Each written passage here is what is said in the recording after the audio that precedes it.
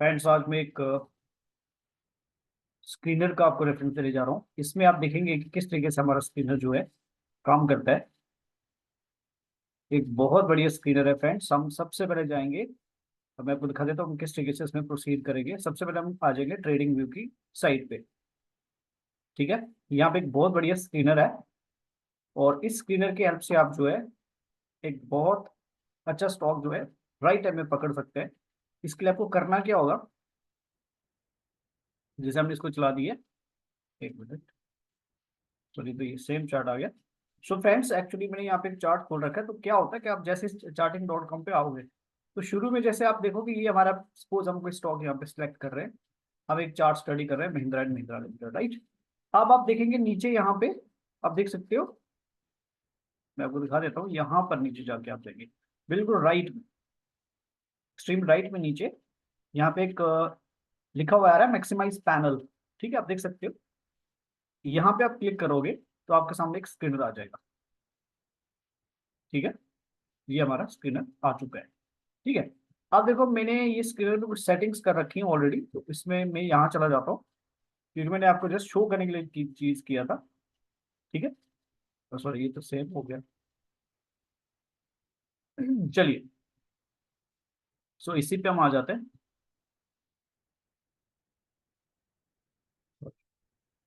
तो अब ये देख पा रहे हैं हमारे पास स्क्रीनर खुल चुका है। अब आपने इसमें करना क्या है? सबसे पहले आप देखो, यहाँ पे आप फिल्टर पे आएंगे, मैं आपको कुछ चीज बताऊंगा। आप फिल्टर में आओगे और आप फिल्टर में कुछ चीजें करोगे। ये मैं हटा देता हूँ यहाँ से, इसमें ऑलरेडी कुछ चीजें हैं। और हाँ, प्राइमरी लिस्टिंग को अपने जरूर हटाना अगर ये आ रहा बाई डिफॉल्ट। और यहाँ पे हमें थोड़ा सा चेंज करना है क्योंकि यहाँ पे आपको ना ये बहुत सी चीजें बता रहा है। हमें जस्ट स्टॉक्स चाहिए, ये ईटीएफ्स वगैरह भी दिखाता है और ये डिफरेंट कंट्रीज का दिखाएगा। सॉरी, ईटीएफ को भी हटाना, हमें जस्ट कॉमन स्टॉक रखना है। ओके, कहाँ से हम कर रहे हैं? फिल्टर्स में आके, राइट। फिल्टर में आके हम चेंजेस कर रहे हैं और हम यहाँ पे सबसे पहले आ जाएगी कंट्री। ये बहुत इंपॉर्टेंट है क्योंकि ये पूरे वर्ल्ड का समझो दिखा रहा है। तो हमने जस्ट इंडिया सेलेक्ट करना है यहाँ से, राइट। तो आप एक पर्टिकुलर कंट्री सेलेक्ट कर सकते हो, नहीं तो ये सारी कंट्रीज वर्ल्ड का पूरा आ जाएगा। ठीक है, स्क्रीनर इस टाइप का है।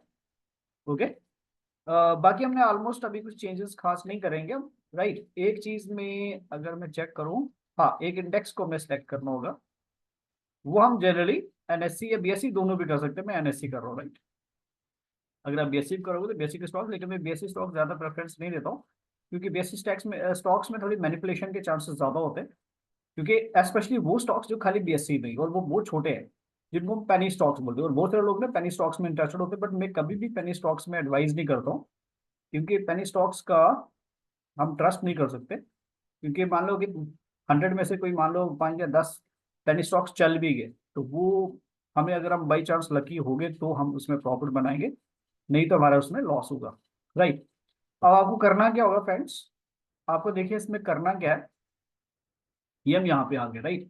अब एक्चुअली हमारे पास, हाँ, एक चीज हमें यहाँ पे जोड़नी पड़ेगी। हम इधर जाएंगे टॉप पे, राइट। टॉप में फिल्टर के नीचे आप देख सकते हो यहाँ पे 3 डॉट्स आ रहे हैं। हमने यहाँ पर कॉलम सेटअप में लिखा हुआ है। यहाँ पे हम एक चीज करेंगे फ्रेंड्स, हम लिखेंगे प्राइस, क्योंकि हमें प्राइस देखना है। क्योंकि ये ना, ये छोटे स्टॉक्स भी आ रहे होंगे तो बहुत छोटे प्राइस में, जैसे कि मेरा एक फंडा है कि मैं 50 रुपए से नीचे स्टॉक्स को जनरली एडवाइज नहीं करता हूँ किसी को भी, 50 रुपये से नीचे। ठीक है, मेरे हिसाब से वो ट्रेडेबल ही नहीं होते हैं। लेकिन हाँ, बहुत से लोग उसी में बहुत अच्छा पैसा बनाते हैं, तो वो उनका अपना स्किल है। एक्चुअली वो स्किल कुछ नहीं है उसमें, वो बहुत बड़ा रिस्क ले लेते हैं। और वो, जैसे मैंने आपको पहले कहा कि भाई 100 में से ना, अगर मान लो 10 स्टॉक चल भी गए तो दैट इज, वो लक पार्ट है। ठीक है, उसमें आपको कुछ नहीं है। ठीक है, तो हम ऐसे स्टॉक्स ले लेंगे। अब मैं एक बार देखता हूँ कि यहाँ पे स्टॉक वाइज देखते हैं। हम स्टॉक वाइज देखते हैं कि यहाँ पे छोटे से छोटा स्टॉक कितने आ रहे हैं। तो अगर हम खाली स्टॉक वाइज ही चलेंगे तो मेरे जैसे कि फंड है कि मैं भाई, मैं 50 रुपए से नीचे किसी स्टॉक को चेक ही नहीं करूंगा। तो आप देख सकते हो यहाँ पे हमारे पास एक स्टॉक निकल के आया जिसकी प्राइस 60 रुपीज निकल के आ रहा है। ठीक है, ये 60 रुपीज दिखा रहा है। तो हम इसका जरा चार्ट स्टडी करेंगे, हम इस पर क्लिक करेंगे। लेकिन हाँ, हमें वापस क्या करना पड़ेगा, आप देखेंगे राइट टॉप पे, आप देख सकते हो यहाँ पर ऊपर। ठीक है, फिल्टर के ऊपर यहाँ पे एक माइनस का साइन है, ये कोलैप्स पैनल। तो हम कोलैप्स पैनल कर देंगे और ये हमारे पास स्टॉक आ गया, दैट इज मनाक्सिया कोटेड। तो ये हमारा स्टॉक है। अब फ्रेंड्स, अब अगर आप देखेंगे, मैंने एक सिंपल सी यहाँ पे मूविंग एवरेजेस लगा रखी हैं। ठीक है, तो ये आप देख सकते हो हमें जब भी किसी स्टॉक को पकड़ना है तो हमें करना क्या होगा, मैं यहाँ से हॉरिजॉन्टल लाइंस ले लूंगा, एक minute, just to show you कि मैंने पिछले वीडियो में बताया था कि हम किस तरीके से स्टॉक को जब भी ट्रेड करेंगे। तो हम सबसे पहले डेली चार्ट पे आ रहेंगे, ये आप देख सकते हैं 1 डे डे लिखा हुआ है, डेली चार्ट है, कैंडलस्टिक चार्ट है। हम इसका जो लेटेस्ट जो हाई होता है ये यहाँ रहा, हम इसको हाई मार्क कर देंगे, ठीक है, और हम इसका लो भी मार्क करेंगे। तो लेटेस्ट लो जो है ये, एक्चुअली क्या होता है, हम एक रेंज फाइंड करते हैं, शॉर्ट टाइम रेंज। तो ये हमारी रेंज है, ये 28 से 44 रुपीज के रेंज थी स्टॉक में। और जब भी कोई ऐसा मतलब आपको कंडीशन मिल रहा हो, ठीक है, मैं आपको ये भी दिखा देता हूँ कि ये आपके सेटिंग आप बोलेंगे कि मूविंग एवरेज कौन सी लगा रखी है। सो मैं इसमें एक प्रॉब्लम है कि हम एट ए टाइम नहीं एक इंडिकेटर को यूज कर सकते हैं, ठीक है, एक या दो इंडिकेटर, हम ज्यादा इंडिकेटर नहीं कर सकते। हम यहाँ पे सेटिंग में जा रहे हैं, ऐसे में है ये सिंपल मूविंग एवरेजेस। तो मैं आपको दिखा देता हूँ रेड कलर में, और आप देख सकते हैं रेड कलर में और कौन सी है। तो ये एक्चुअली 20 पीरियड की मूविंग एवरेज है, समझो 20 की ही है दोनों, ठीक है, लेकिन इसमें क्या एक स्मूथ है, ठीक है। सो अगर हम स्टाइल में जाएंगे तो आप देख पा रहे हो एक सिंपल मूविंग एवरेज है और दूसरी स्मूथ लाइन है, स्मूथिंग लाइन है, तो दोनों 20 की है, राइट। ओके, ये कुछ हमारे पास, ये हमारा सेटअप है। ओके, सो ये सिंपल सा सेटअप है, 20 पीरियड की मूविंग एवरेज का हम यूज कर रहे हैं। अब ये एक इंडिकेटर, आप इंडिकेटर में जाके चेक करोगे तो आपको मिल जाएगा, ठीक है। अगर हम इंडिकेटर में जाते हैं, सॉरी इंडिकेटर में नहीं, हमने ऐसे टाइप नहीं करना है, हमने करना होगा यहाँ पे मूविंग एवरेज, सॉरी मैंने गलती से वो कर दिया, मूविंग एवरेजेस, सॉरी।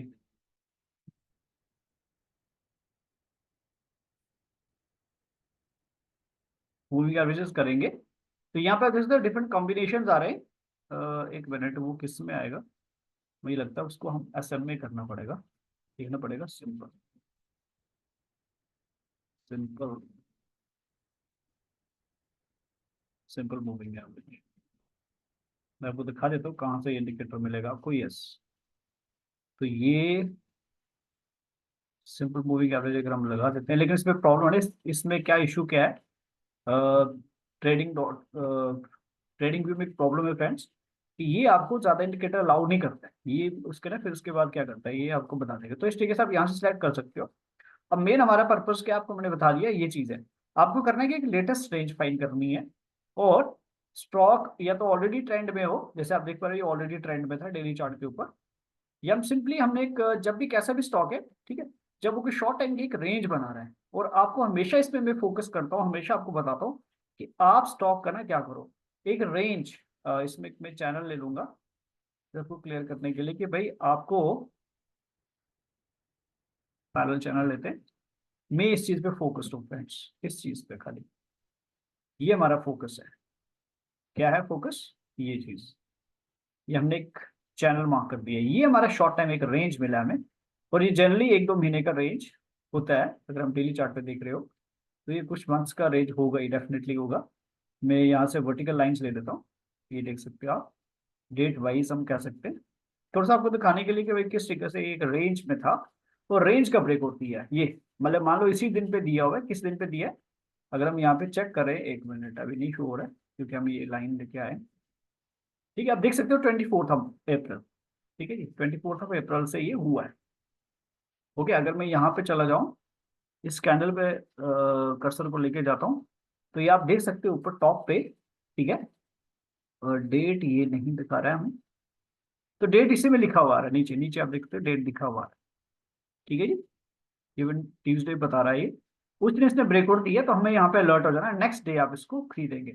तो नेक्स्ट डे हो सकता है ये गैप भी आपको मिला होगा समवेयर 45 के ऊपर, ठीक है, ये आपको 24 अप्रैल को, तो आप देख सकते हैं 24 अप्रैल को सपोज हमने 47 हम मान लेते हैं कि 50 का भी हमने कर लिया, तो अभी तक ये फ्यू डेज हुए, कुछ मंथ, मतलब 1-2 इसको मंथ लगे, इतना टाइम लगा, तो ये अभी फ्रेंड 66 पे लेवल पे, अगर हम इसका ओवरऑल मूव चेक करना चाहें कितना मूवमेंट दे दिया, तो यहाँ से हम डेट एंड प्राइस रेंज लेंगे, कहाँ से लेंगे, ये लेफ्ट साइड में आप देख सकते हो, यहाँ पे इंडिकेटर्स को कॉल, सॉरी ये कुछ स्टडीज है, यहाँ पे हम आएंगे और हम इस तीसरे वाले पे आके, यहाँ से हम जब क्लिक करते हैं तो आप देख सकते हो डेट एंड प्राइस रेंज, ये हमको मिल जाएगा, और हमने यहाँ पे इसको बैठाना है इस डे पर, हमने इस दिन पे लिया, सपोज हमने 50 पे लिया, हम 50 पे लेके चलते हैं इसको, 48-50 पे मान लो, सेम डे अगर हम लेते हैं तो 48 के पास ये कहीं पे क्लोज हुआ है, वहीं से हम चलते हैं और इसको एक्सटेंड करते हैं टिल, यस, बल्कि फ्राइडे का जो है तो आप देख सकते हो इतने दिन का ये मार्क हो चुका है, और आप देख पा रहे हो ये 44 डेज में फ्रेंड्स, कितना 44 डेज में इस स्टॉक ने 39% प्रॉफिट दे दिया। 18.95 दैट इज 39% प्रॉफिट ये दे दिया स्टॉक। तो ये एक बहुत अच्छा रिटर्न है फ्रेंड्स, ठीक है, 44 डेज में, राइट। तो इस तरीके से हम जो है स्टॉक को सिलेक्ट कर सकते हैं। सो मेन चीज मैं आपको ये कह रहा था कि आपको स्टॉक अगेन, अब आपको फिर से मतलब उसी स्क्रीन पे जाना है, तो आप अगेन नीचे आओगे लेफ्ट राइट साइड में, अगेन मैक्सिमाइज पैनल पे आप क्लिक करोगे। इसमें थोड़ा सा ना ये हैंडी नहीं इतना, मतलब आपको स्टडी करना पड़ता है, ठीक है। अब देखो एक और स्टॉक यहाँ पे आ रहा है नेक्स्ट, क्योंकि देखो मैं जनरली 50 के नीचे स्टॉक्स को मैं चेक ही नहीं करता हूँ। 40 मतलब जनरली 30-40 के आसपास आप कह सकते हो कि 50 के आसपास, बट 20-25 से नीचे जनरली हमें अवॉइड करना चाहिए, बहुत रिस्क होती है। लेकिन मैंने कुछ लोग देखे कुछ पैसे वाले स्टॉक्स भी ले लेते हैं, वो उनका अपना फंड है, आई डोंट नो वो कैसे काम करते हैं। अगेन हमारे पास एक स्टॉक आ रहा है IRB इंफ्रास्ट्रक्चर, ठीक है। और अगर आप देखेंगे ना इसका जो पास्ट परफॉर्मेंस है, ये परफॉर्मेंस वाइज चेक कर रहे हैं, इसका परफॉर्मेंस ओवरऑल आप देखेंगे बहुत बढ़िया फ्रेंड्स, ठीक है।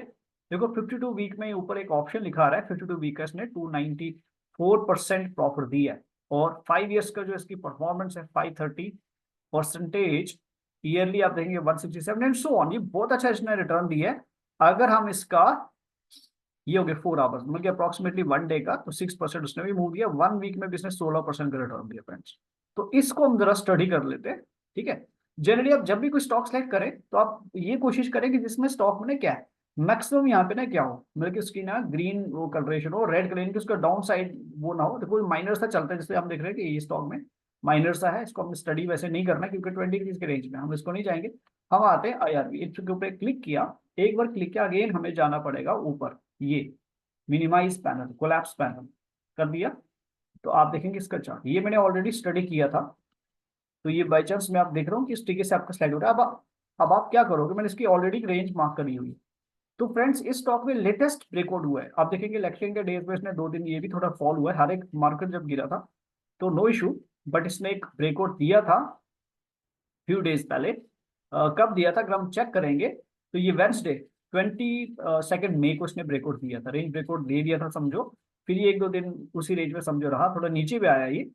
तो जब आप स्टॉक लेते हो तो मतलब ये कोशिश करें कि जब एक ब्रेक देता है तो उसके बाद हो सकता है वो थोड़ा सा पुल बैक बोलते हैं इसको, पुल बैक भी दे सकता है। तो इसमें अपने घबराना नहीं है, अपने एक बार सॉरी इसका ऐड बहुत आता है, तो पुल बैक भी दे रही है, कोई नो इशू, क्योंकि हमारी इस रेंज में आना, ठीक है। तो आप देख सकते हो हमने हाई का रेंज मार्क करा और लो का रेंज, एक मैंने लेटेस्ट लो, जैसे मान लो ये रेंज या इवन आप ये भी लो, अगर अब इन केस अगर ये बहुत गिर जाता है तो हम मैक्सिमम यहाँ तक वेट कर सकते हैं, दैट इज समवेयर 50 के आसपास क्लोजिंग बेसिस पे, राइट। ऐसे 60 का आ रहा है, ये वैसे बहुत रेयर चीज है कि अगर हमारा कोई सडन फॉल आ गया तो उस केस में हम बात कर रहे हैं कि यहाँ तक। अदरवाइज आइडियल जो उसने एक रेंज बनाई हुई है हम इसी रेंज में बात करेंगे। मैं यहाँ से अगेन एक पैरेलल चैनल ले लेता हूँ आपको जस्ट थोड़ा सा हाईलाइट करने के लिए फ्रेंड्स, थोड़ा सा आपको क्लियरेंस हो जाए कि हम किस चीज की बात कर रहे हैं, ये चीज आपको बहुत अच्छे से समझनी होगी। तो आप ये देख सकते हो एक हमने रेंज बना लिया इसका, ठीक है। तो ये कुछ रेंज इसका है समवेयर 50 के आसपास। अगर हम ये जो लेटेस्ट सिलेक्शन के रिजल्ट की रेंज में देखें तो 58 के लो इसने करा है, टच किया है, ये हमारा रेंज आ गया। तो अब हम इसी रेंज में सॉरी हम इसी रेंज की बात करेंगे कि ये रेंज जब इसने बनाया और ये अभी लेटेस्ट रेंज बनाया, अभी इसने कल की डेट में ही अगेन फिर से एक फ्रेश ब्रेकआउट दे दिया है, मतलब फिर से ये इस रेंज को तोड़ के ऊपर जाता है। अब ये 76 के आसपास है, 77 के आसपास है। तो फ्रेंड्स हो सकता है मे बी ये 1-2-3 पॉइंट्स कुछ ऊपर भी खुल जाए, तो हम मंडे को इसको बाई कर लेंगे फ्रेंड्स। मंडे को इसको बाई कर लेते हैं। मैं यहाँ पे टाइप कर लेता हूँ मैसेज, यहाँ पे हम टेक्स्ट में जाएंगे, देखो आप लेफ्ट में देख सकते हो यहाँ पे टेक्स्ट का ऑप्शन है। अब इसमें टेक्स्ट में लिखते हैं, मैं लिखता हूँ इसमें रेंज क्या करना है। सबसे पहले हम देखेंगे रेंज कितनी हमारी निकल रही है, 60 से 70 समवेयर 10 पॉइंट्स की रेंज हमारे पास निकल, ठीक है। तो हम लिखेंगे यहाँ पर क्या लिख देंगे, by IRB that is infrastructure, IRB infra actually है। तो आपको पता है ऐसे भी इंडियन गवर्नमेंट के जो हमारा क्या है, मतलब इंफ्रास्ट्रक्चर पे इनका बहुत स्ट्रेस है, बहुत फोकस है। तो डेफिनेटली इंफ्रास्ट्रक्चर के स्टॉक्स अच्छा करेंगे। तो ये बहुत अच्छा स्टॉक है, ये निकल के आ रहा है, ये मूवमेंट दे रहा है, तो हम क्या करेंगे बाई IRB फ्रॉम, यानी कि हमें पता नहीं कि कहां तक जा सकता है, मे बी ये 80 पे खुल जाए। तो मतलब जहां अगर 80 भी सपोज खुलता है सपोज, तो हम कहेंगे buy IRB infra from 80 to, हाँ यहां तक हम कहां तक बाई कर सकते हैं, समवेयर रफली 65 तक। हो सकता है थोड़ा सा अगर किसी रीजन से फॉल भी आ जाए, मतलब कभी कभार हो सकता है, तो हम क्या करेंगे, इसको बाई करेंगे 80 से 65। ओके जी, विद स्टॉप लॉस ऑफ कितना स्टॉप लॉस रखेंगे हम? हमारा stop loss friends closing basis पे 59 के आसपास होना चाहिए, 58 रख सकते हैं, 58 on closing basis, basis for the targets of, कितना टारगेट ले लेंगे friends? Multiples of the difference of the range. देखो आप कह रहे हो कि हमारे पास 10 रुपीज की रेंज आ रही है स्टॉक की, तो 10 इंटू 2 तो 3, हम जनरली 3 टारगेट्स देते हैं। तो पहला टारगेट हमारा, अगर हम सपोज हम 80 का मान के चल रहे हैं, हमने 75 के आसपास मारे, वैसे 77 है अभी, मान लो हमें हमारी एवरेज रेंज 75 से निकल के आती है, तो पहला टारगेट हमारा अप्रोक्सीमेटली 85 होगा, क्योंकि इसने ऑलरेडी मूव कर दिया, 77 के आसपास है। मान के चलते कि 75 तक भी हमें अगर एंट्री मिल जाती है, तो हम कह रहे हैं कि हमारा पहला टारगेट तो 85 होगा। ओके जी, फिर देन 95 और देन 105। तो ये हमारे 3 टारगेट्स हैं। ठीक है जी, मोस्ट कॉमनली हम कोशिश करेंगे कि 95 और 100 के बीच में ये अगर बहुत शार्प राइज आ जाता है, तो हम यहाँ से उसका प्रॉफिट बुक करके निकल जाएंगे। ठीक है, ठीक है फ्रेंड्स, तो ये मेरा एक फंडा, बेसिक फंड है, तो हम इसके हिसाब से आप जा सकते हो। आपको मैंने ये स्टॉक बता दिया है, आप अपने हिसाब से। और हाँ, दूसरी चीज आपको, एक चीज मैं बहुत बताता हूँ आपको, क्या होता है कि आप जब भी स्टॉक में पैसा लगाओ, एक बात का बहुत ध्यान रखना, मुझे दोबारा से टाइप करना पड़ेगा, एक दूसरी चीज में लिख रहा हूँ यहाँ पर। क्या करना है हमने, हमारा जो टाइम फ्रेम हम एक्सपेक्ट कर सकते हैं, देखो हम टाइम फ्रेम का भी एक अंदाजा लगाते थे, कितना टाइम फ्रेम तक ये स्टॉक हमें टारगेट दे देगा। तो अगर हम थोड़ा पास्ट में चले, तो देखेंगे यहाँ से, मतलब ये किस इस रेंज में था, आप देख सकते हैं 35 के ऊपर, ये 35 40 भी मान के चलते हैं, 40 वैसे बहुत ऊपर है, 35 के आसपास से गया, और 30 से समझो ये स्टॉक जो है बहुत शार्पली राइज हुआ, और ये 70 के आसपास चला गया था, 70 तक ये चला गया 35 से, यानी कि डबल हो गया सीधा। और हमने एक जस्ट टाइम का आइडिया लगाना, हम ये नहीं कह सकते कि अभी इस बार इतना फास्ट ग्रो करेगा। ठीक है, हम जस्ट टाइम का आइडिया लगा रहे हैं। तो ये रफली ब्रेकआउट दिया था इसने नवंबर में, ठीक है, और नवंबर टू इसने फैब तक ये ऑलमोस्ट अचीव कर लिया था। तो मान के चलते हैं 3 मंथ्स, तो हमारा क्या होता है time frame generally 3 to 6 month. अब ये जरूरी नहीं कि 3 मंथ्स में जाएगा, मे बी थोड़ा ज्यादा टाइम लगा ले, या हो सकता है जल्दी आ जाए, 2 महीने में आ जाए, 1 महीने में आ जाए। तो 3 to 6 मंथ्स का हम जो है टाइम फ्रेम सेट कर रहे हैं। तो टाइम फ्रेम हमारा मतलब हम एक्सपेक्ट करते हैं कितने टाइम में हो सकता है पॉसिबली ये इतना टारगेट अचीव करे, तो टाइम फ्रेम हमारा है। देन हमारा क्या है, मैक्सिमम इन्वेस्टमेंट, ये बहुत इंपॉर्टेंट पॉइंट है। हमारा जो मैक्सिमम इन्वेस्टमेंट इज 5 to 10%। ये अगर हम सीधे सीधे बोलेंगे, तो आप 5 से 10 हज़ार रुपया लगा के इसमें देख लीजिए, बस 5 से 10 हज़ार रुपये आप लगा के इसमें देख लो, छोड़ दो। ठीक है जी, राइट। और वो भी कितना, 5 to 10 हज़ार ऑफ योर टोटल कैपिटल। कि आपके जितना भी कैपिटल है उसमें से आप 5-10 हज़ार रुपये लगा लो, या आप जितना भी कैपिटल है उसका आप 5 से 10% कैलकुलेट करो। मेरे मेरे हिसाब से 5% इन्वेस्टमेंट किसी एक सिंगल स्टॉक में शॉर्ट टाइम के लिए बहुत बड़ा इन्वेस्टमेंट है, सफिशियंट है। इससे ज्यादा जनरली हमें नहीं करना चाहिए। तो ये बिल्कुल आइडियल है। ठीक है फ्रेंड्स, तो ये हमने तरीका लगाया कि आप जब भी कोई स्टॉक सेलेक्ट करो, हमेशा उसके ना एक रेंज फाइंड करो। अब हम जरा इसका थोड़ा पास्ट में चार्ट देखते हैं, एक बार पास्ट में भी देख लेते हैं कि किस तरीके से स्टॉक ने मूव किया। तो अगर हम देखेंगे इसी रेंज की बात करते हैं, देखो इसमें एक रेंज, हमेशा एक स्टॉक में रेंज बनता है, रेंज बना के ही स्टॉक मूव करता है। तो ये आप देख लो, अगर हम इसी का भी यहाँ पर भी जो मेरे पास था 35 समवेयर, तो तब इसने एक रेंज बनाई थी कुछ, ये रेंज चाहे वो इतनी आपको अट्रैक्टिव नहीं लग रही मुझे भी, क्योंकि पता है मैं छोटे स्टॉक्स में जनरली नहीं करता हूँ, 50 से ऊपर ही मेरा फोकस होता है।